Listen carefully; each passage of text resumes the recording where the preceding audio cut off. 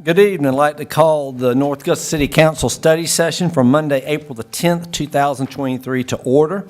We're going to deviate a little bit from the order tonight. We're going to kind of lead in the front part with most of our staff so they can kind of be dispersed later. But we're going to start off with actually item 3, which is department details. We're then going to move into item 4, number A, focus items, and then we will go into an executive session, and then we will come back for the preliminary proposed items on the agenda. So with that, Ms. Moody, if you'd like to lead us with the department details, I'd appreciate it. Yes, Mayor. Starting with finance, we have Linda for department details.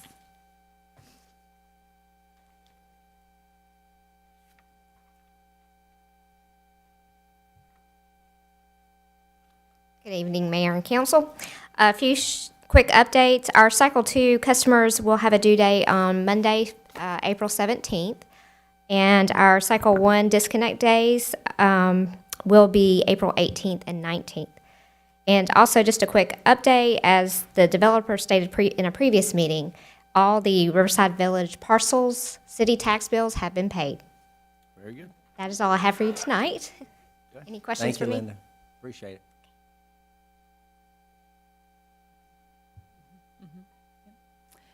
Up next, James with Public Services. Good evening. Evening. This week, Public Utilities will be conducting fire hydrant maintenance and inspections throughout various areas of the city.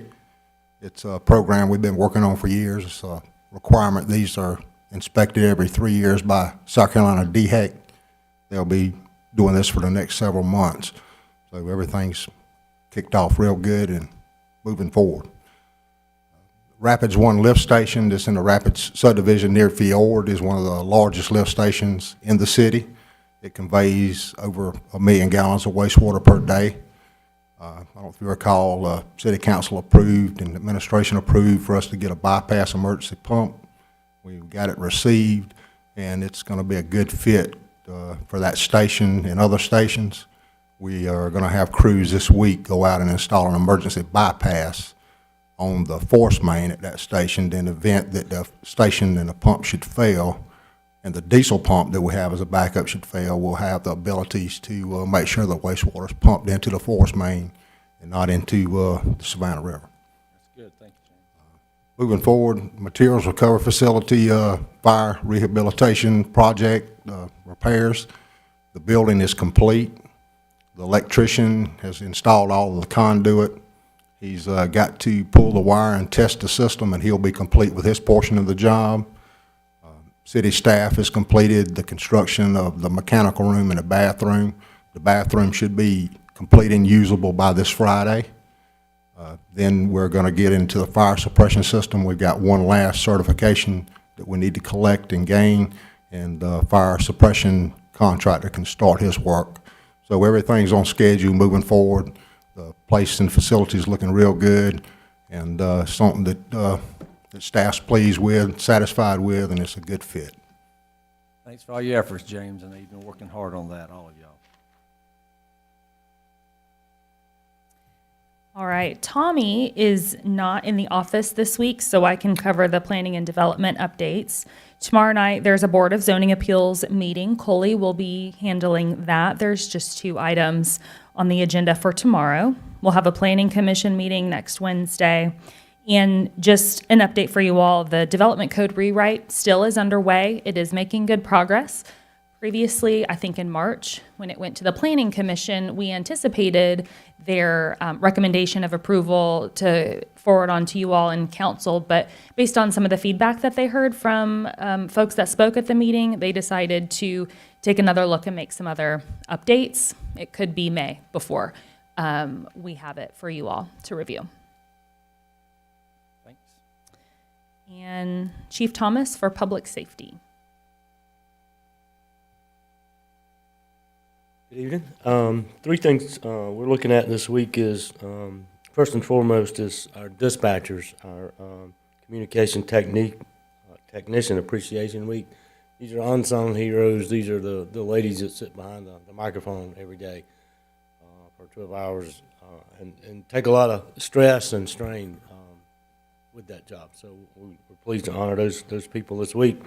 Augusta Green Jacket Baseball starts this week, and we certainly will be involved in parking and traffic enforcement and that type of thing down there. And we're currently in the last reviewing accreditation report, so that's good for us. We'll final phase of that and go to Oklahoma City in July. Thank you. Thanks, Chief. Next, we have Rick from Parks, Recreation, and Tourism.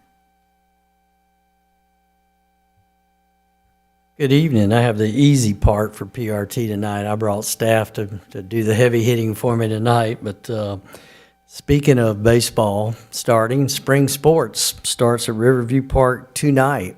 So when you leave here, you need to drive through the park, see if you can make it through. There's over 1,500 participants playing on Monday, Tuesday, Thursday, and Friday evenings for the next 7 weeks. And I should say Saturday morning, too, because of Kindergarten soccer.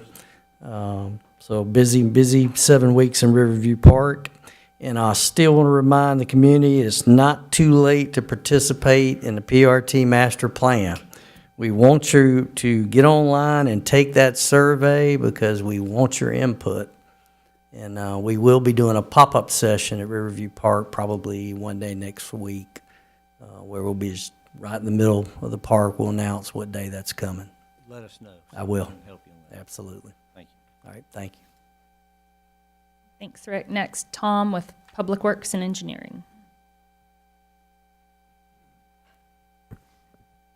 So we have a contractor that began the what we call the C-Fund road resurfacing project, started actually last week. They completed Aiken Avenue and Austin Street, and this week they're working on Robinson Avenue. Basically, the entire project will be completed within the next 2 weeks.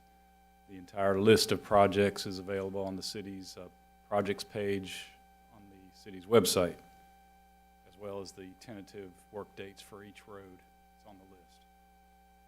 That work will conclude with what we'll call the temporary paving of Elm Street off of Ponce de Leon, which I know many of you have received complaints from those residents. So we'll have that done as well. We also, our contractor started on the Waterworks Creek Bridge project this week with demolition work underway. That project has a completion date of early June. That's all I have. That's great, Tom. Tom, they're really working hard. They are working hard on the sidewalks from Paul Knox to the high school. They Doing are, good. yes. Now, let me ask one question. I talked to Jim, but he might have forgot. And I don't know who this would be. On Austin Grable Road, you know where the above-ground pipes are? And remember the odor we used to have coming through there on Austin Grable? Well, there is a tree limb that's huge leaning over the road. And the tree does not look too healthy. So I didn't know who to contact about that limb needs to come down. Or I think it does. All right, one of us will take a look at that. But it's right across the street from the above-ground pipes that come through there. Like I said, I don't know if y'all remember years ago, there was a odor coming, I think, from the chicken farm or something through there. Yeah. It's right in that area. Thank you, Tom. Appreciate it. Thanks, Tom. And last but not least, for Human Resources, we have Ms. Kayla Ferguson here tonight. As you all probably know, J.D. McCauley is no longer with us here at the city. And so Kayla, no, his last day was last Thursday or Friday.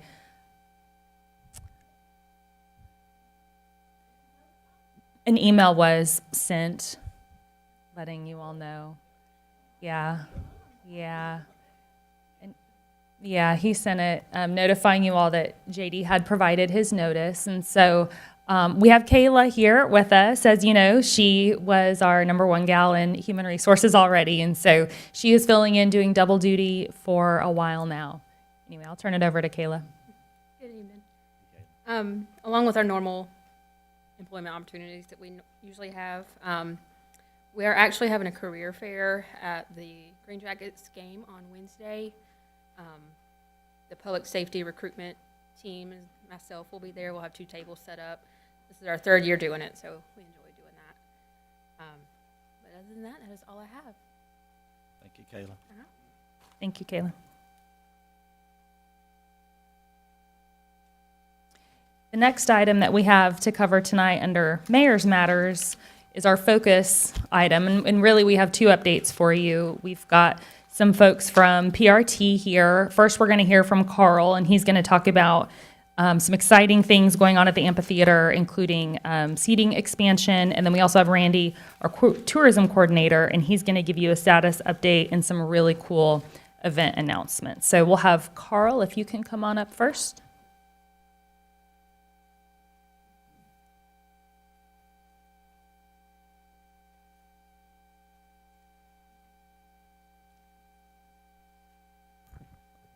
All right, good evening.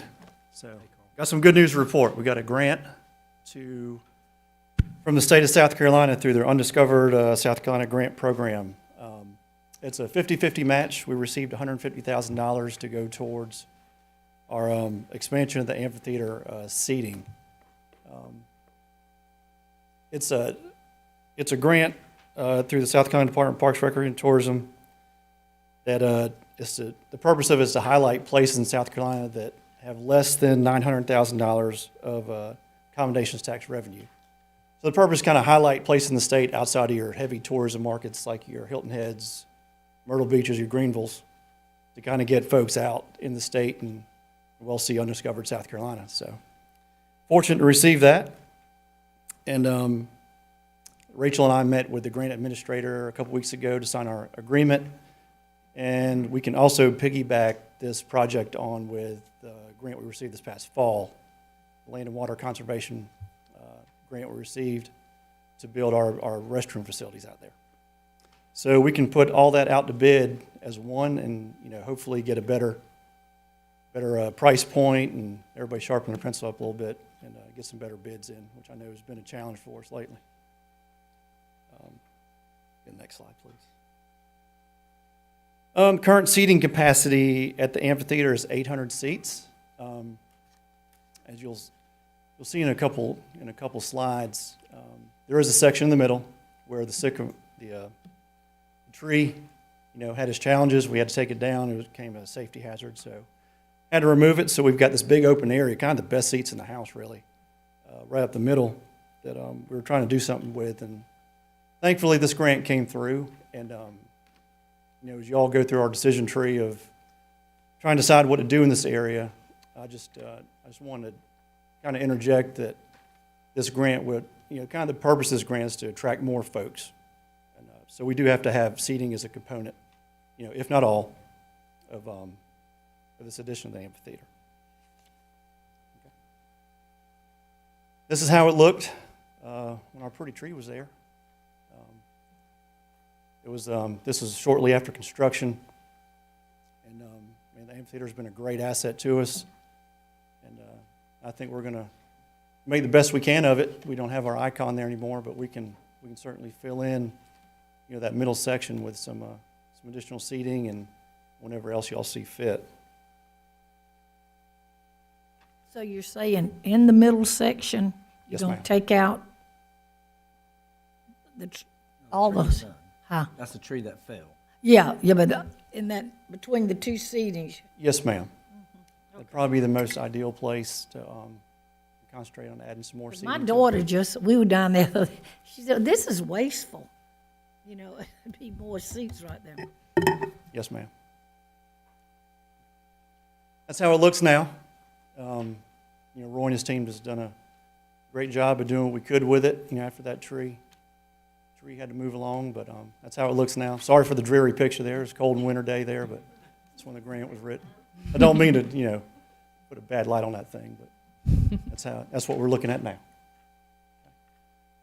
now. This is part of the original drawings that we had for the amphitheater. As you can see, that blank spot in the middle was where our our original tree was and where our landscaping currently exists. In the green shaded areas on both sides, and I'm sure I'm just, all of y'all have been there, and I'm just telling you already knowledge, but that's where our current seating is. And this potential that we're looking at for additional seating, the architect believes, and this was done, even prior to this grant or prior to this was one of the original thoughts they had before this project even came about. So we were trying to decide whether that tree was going to stay or not. Originally, they estimated 350 seats would be in that center section. So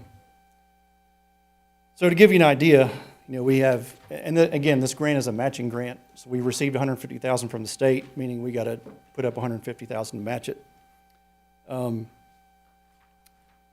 the facility was built, we were looking at roughly $2,600 a seat, what it took to build a facility.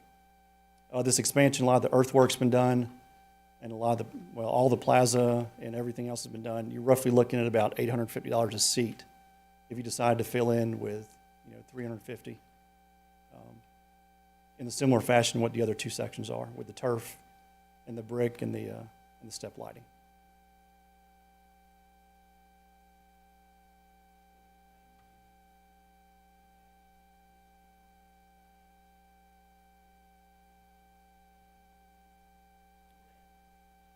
Well, yes, sir. We've had success with it. Folks seem to like it, but ultimately that's up to y'all. So Carl's here to get our feedback tonight. So I know initially my thought was maybe put seats in a lot of it, but then still have shrubbery. But when I think about it, I would say I was so impressed by that event the other night. I'm telling you, there's nobody that has what we have. And for us not to put 350 more seats there for citizens would be a shame. So I'm all for it. I'm all for it. The one thing I would say, I'm all for it too. I mean, I've had several people comment, that's the best seats in the house. Why is that not here now that the tree's gone? So I agree with that. But something you said a few minutes ago, if we've got the grant for the restrooms, I would say probably try to bundle it together. You probably will get a better price, bang for our buck. So that would be the only thing I would suggest is let's do that, bid them together. And if everybody agrees, or if that's possible and we have the funds for it, I think that might be get a better price on both of the projects. Yes, sir. Councilman, Rachel and I posed that question to the state when we met with them, and she said that's perfectly acceptable. We just had to make sure we keep our finances separate for the grants, and that'll be part of my job to make sure we do that. But she said it's acceptable to put it on the street as one. And Carl, just to be clear, we already have the dollar match, so those funds are waiting for us to use. I believe so. We have the funding available. We just have not formally allocated it. There's a few different funding streams that we could pull it from. Yeah, that's important. Thank you. So that's going to give us a total of 1,250 seating max in there? It'll be 350 additional seats for... 800 existing? Yes, that'd be about right. Yes, sir. You're right? It'd be... 800 right now, right? We have 800 now, so we'll be approaching 1,200 mark. Yes, sir. That's not including standing room, in the back. Does that include, like a lot of times down at the bottom of at the very bottom, they'll set up tables or stuff like that. Does that include any seating there or just on the? On the tiers. Okay, so realistically, you could probably hold A lot more. You can. 2,500 with the seating out back, down pushed it. front. If you push it. That number was derived at a 2x2, just divided in 2x2 squares Gotcha. per person type thing. And that might help to attract bigger acts that might want to come, I'm assuming. Absolutely. Okay. Sure would. Yes, sir. Kevin, you good? Through all kind of consensus, we like it, max it out. Okay. Awesome. Will do. How's that? it out. Easy enough for you? Sounds good. We're going to quote you on that. Max it out. All right.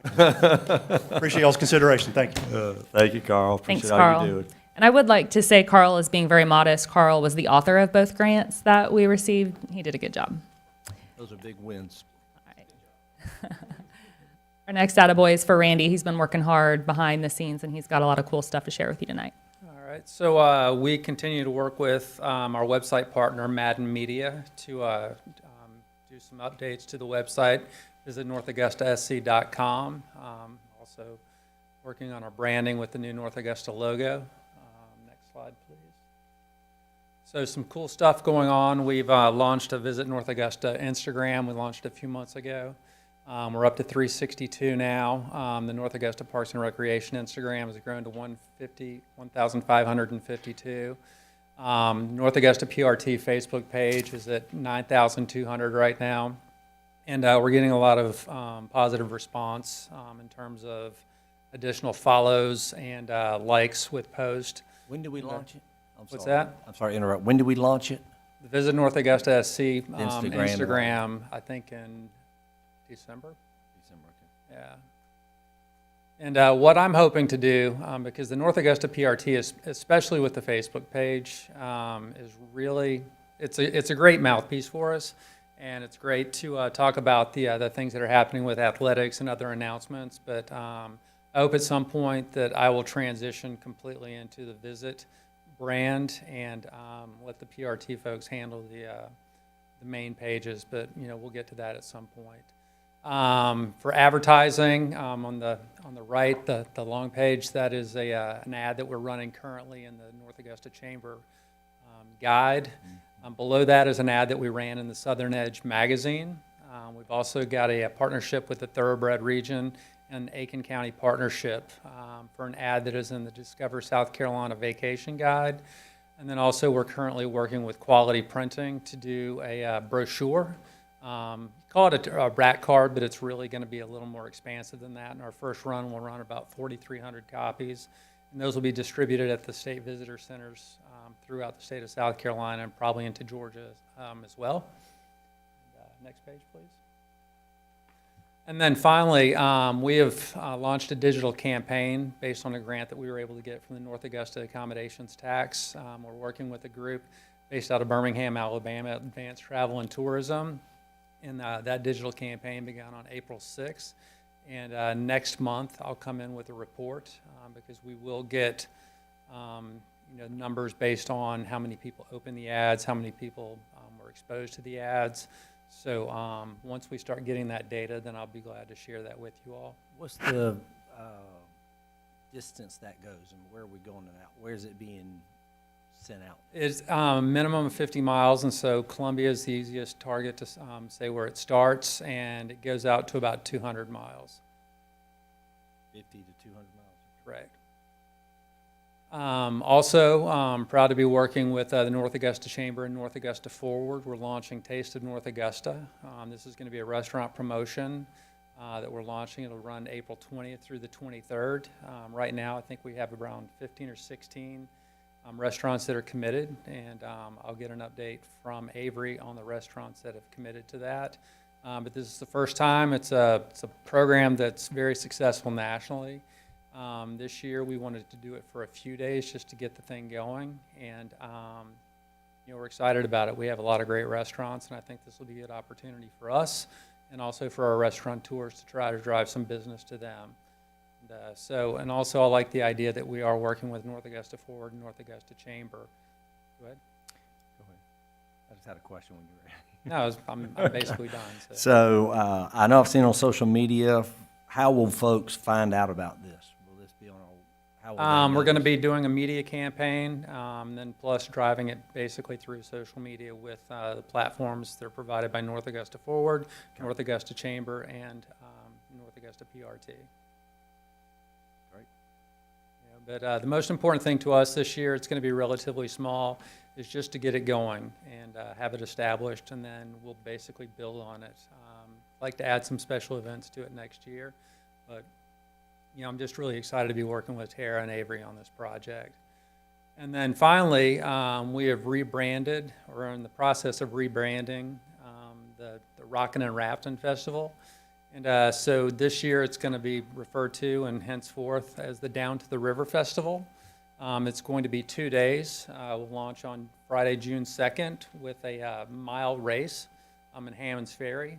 And then we're also proud to announce that we'll be hosting a contemporary artist named Jordan Felice. And Rick, do you want to share anything on him at all? Or?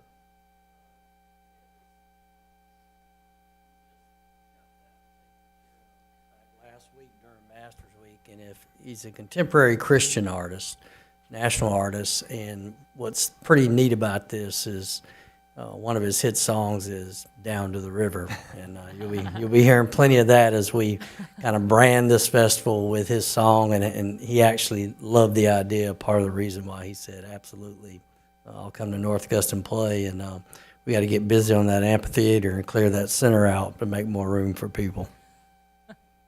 But we're excited about this event because it is 2 days, and with the event starting on that Friday, we'll have the 1 mile race. We'll also have a critical nice bike ride. It's basically a recreational bike ride.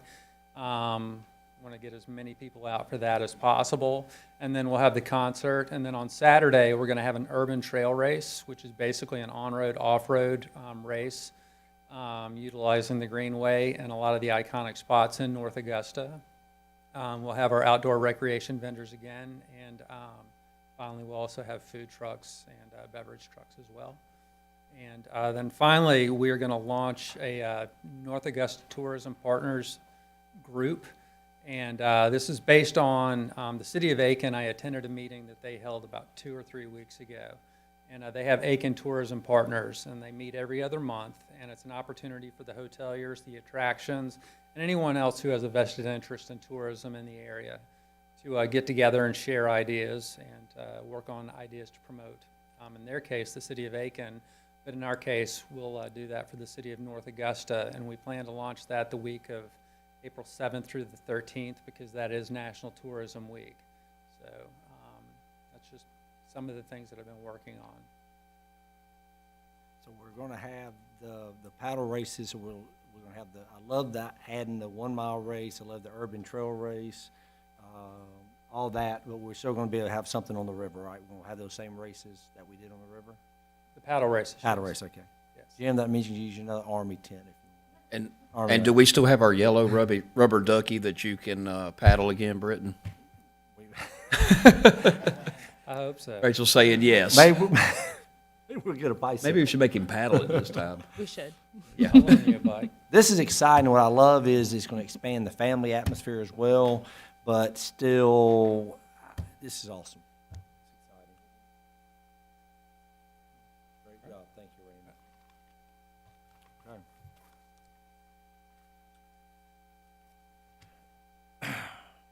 Okay, we are going to, we're now going to go into, where I ask for a motion, executive session.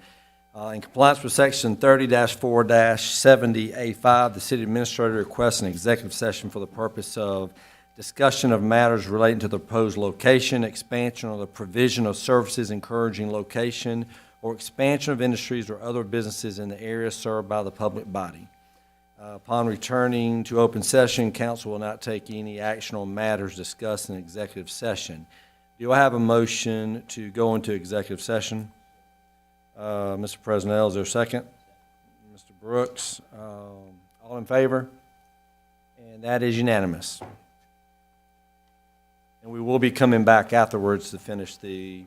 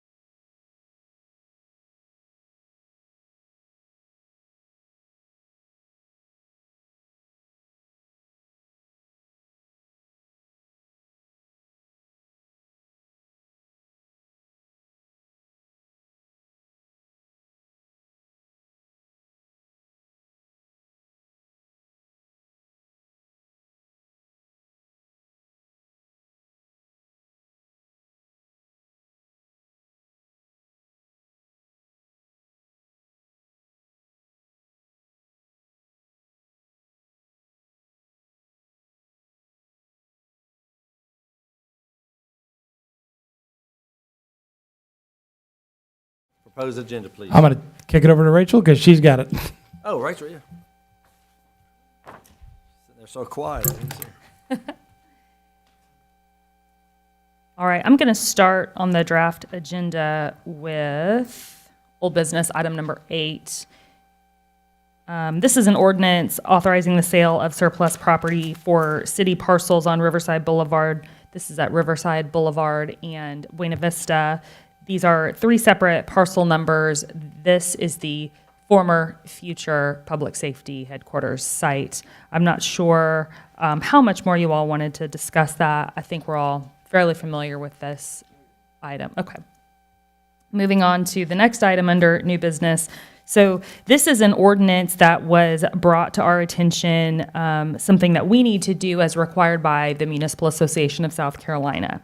So this is an ordinance that authorizes and directs the City of North Augusta to enter into an intergovernmental agreement related to South Carolina local revenue services to participate in one or more local revenue service programs and execute and deliver one or more participant program supplements. This is an ordinance that was drafted by the Municipal Association's attorney, and frankly, we were advised that we are to utilize it as written. We don't have the flexibility for modifications.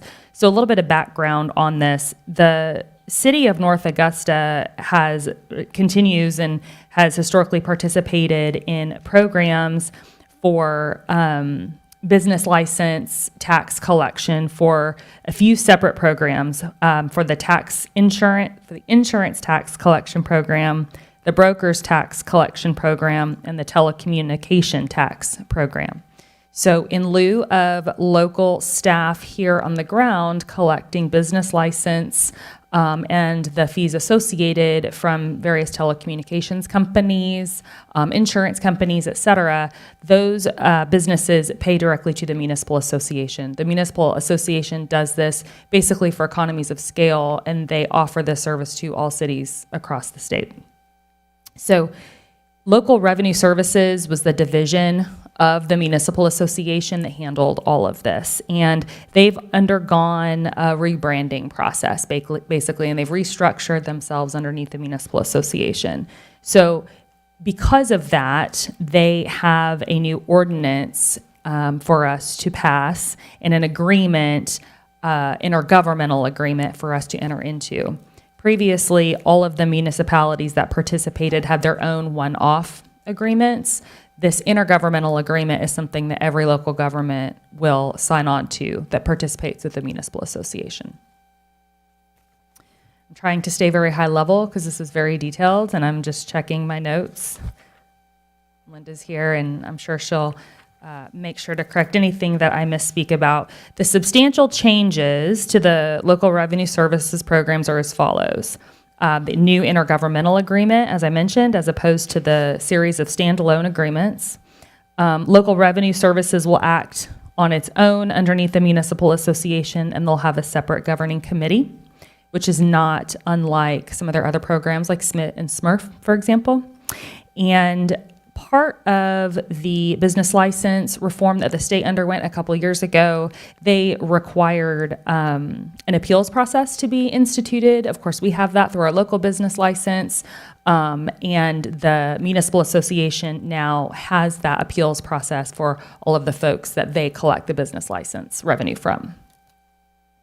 So it's a ordinance that is pretty standard in order for us to participate in their program.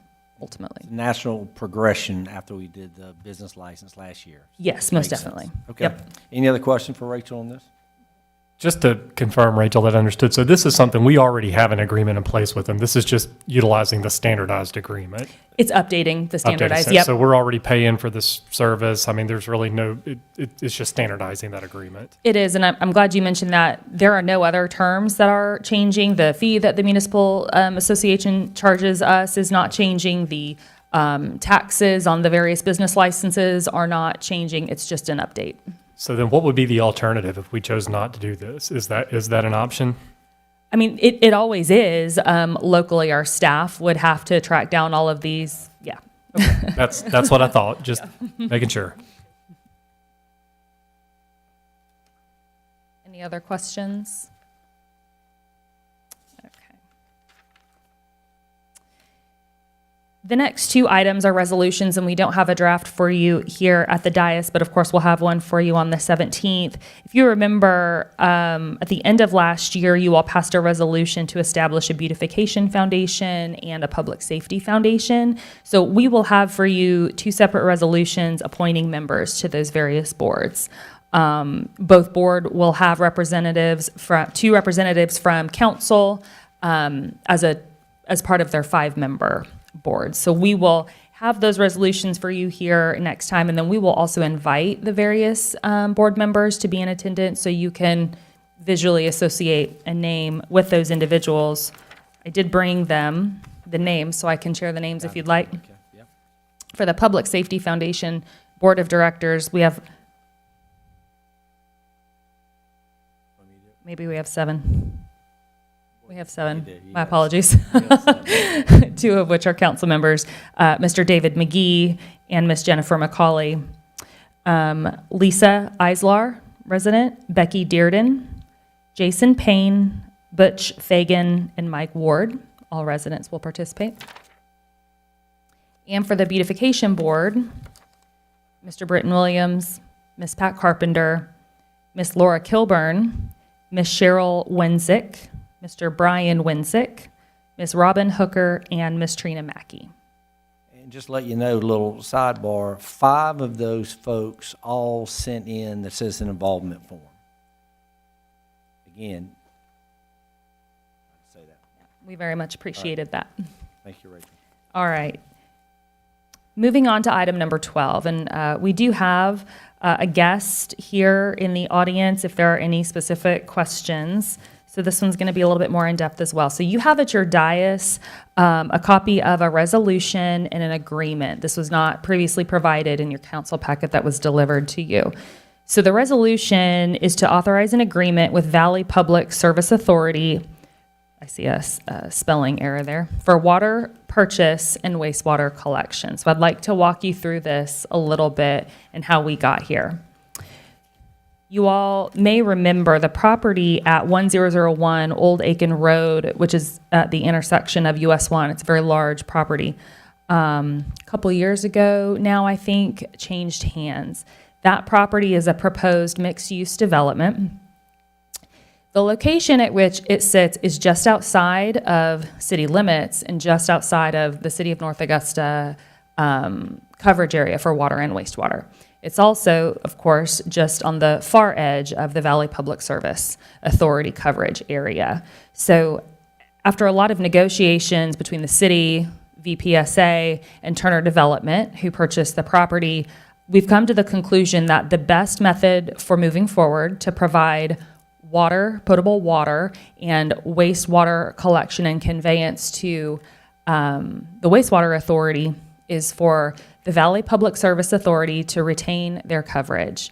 They will be a customer of the City of North Augusta. So in lieu of Valley installing new pump stations and other various upgrades required to service this property, it would be best for Valley to reimburse the city for upgrades to serve this large property. So the city would outlay the money and the man hours to do improvements to 2 pump stations and install a wastewater master meter. And the Valley would then turn around and have Turner Development and the future development coming as their customers. This property is not currently even adjacent to the city limits because we did look at the possibility of annexation. We looked at it a bunch of different ways. So currently the development is under the purview of the Aiken County Planning Commission and any development standards thereafter. So again, it's a big agreement. So ultimately what this comes down to, there are 4 sections of the financials that we're looking at. So Valley would be a customer of the city, and they would reimburse the city for the upfront cost to upgrade 2 lift stations and install the master meter. This is at a cost of $816,072. The city will install, Valley will reimburse, and then ultimately Turner will reimburse Valley. Second, related to water purchase, in Section 4 of the agreement, it outlines the various water rates that will be charged to Valley for the water consumption on this property. So the city is basically going to sell the water to Valley. They will turn around and sell it to all of the property owners, tenants, et cetera, who will come to the new development. We also have a wastewater capacity purchase because, as you know, all of the entities that participate in the Horse Creek treatment facility have a limited amount of capacity. The city will receive $160,336 for an initial purchase of wastewater capacity that the city currently holds. This is an initial purchase and it's not reimbursable. And the key to this is, I believe this is a 5-year agreement that the wastewater will convey through the city to the treatment facility. If in the future, Valley is able to take over provision of those services and not utilize the city would not have to reimburse. And frankly, at any point, the city would not have to reimburse. But ultimately, that's approximately about a 5-year cost. And then lastly, wastewater collection service. So this is in Section 6, and it basically outlines the rates that Valley will pay for the conveyance of wastewater to the treatment facility. Again, these are costs that will be charged to Turner Development property owners in the future by Valley. Valley will ultimately pay the city. I'll take a moment there. This is highly convoluted. So this is why James Sutton has stayed for the evening. In case you have any questions, between him and Linda, they can provide you numbers on what future revenues would look like once everything, once everything would be up and built out of the ground. And we also have Mr. Tracy Turner here. And although he's not a party to the agreement, the development, of course, is his. So if there's any questions about the development in general, he's here and available to answer questions. So if we do this, I guess you have 3 things could happen. One would be no development happens, and we're reimbursed for the infrastructure improvement. Mm-hmm. Okay, so we're there. Second, if it is developed in whatever form, whether Mr. Turner does it, sells to somebody, whatever it may be, then there will be revenue generated off of that. Yes. And then on both those, the other costs that would be our costs at some point down the road would be future costs of the infrastructure to keeping it going some point down the road, right? I believe the only piece of infrastructure, because I clarified with James this afternoon, the only piece of infrastructure that would need possible future maintenance would be the pump stations that we already own. Is that correct, James?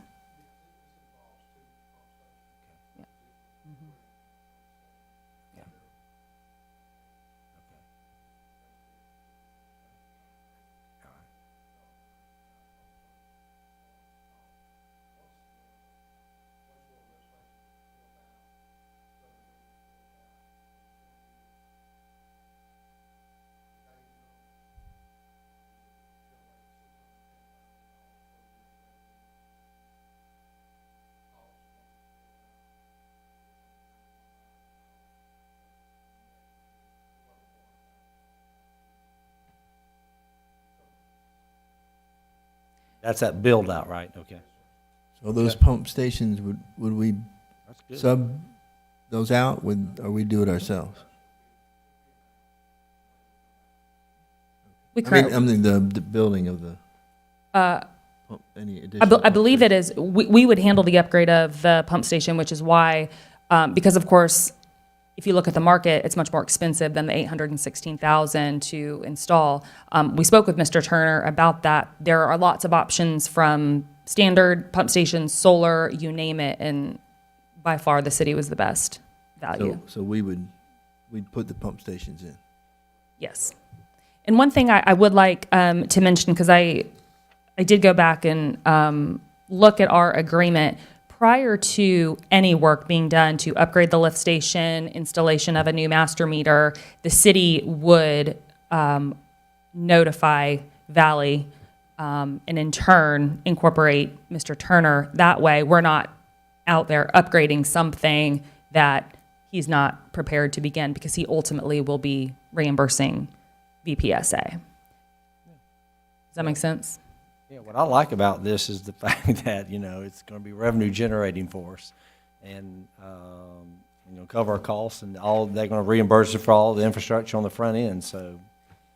Sorry, That's one more positive. thing I'd like to mention, just one moment, Eric. You'll notice in the resolution, in terms of the action that you all as council will be having staff take, in addition to agreeing that this is beneficial and we should enter into this agreement, the property owner of the proposed development, Turner Development, and it'll be based on the parcel numbers because there are two separate parcel numbers. We will require they sign an annexation agreement prior to installation and moving forward. Turner Development, Mr. Turner is aware of that. The only reason that that's not part of the agreement itself is, again, because the agreement's between the city and Valley Public Service Authority. So the resolution will require that happen, and then the third piece will be, once we have a signed annexation agreement on file, the city can then execute the contract. Any questions for Rachel? Okay, thank you, Rachel. All right, thank you. Thank you, James. Linda?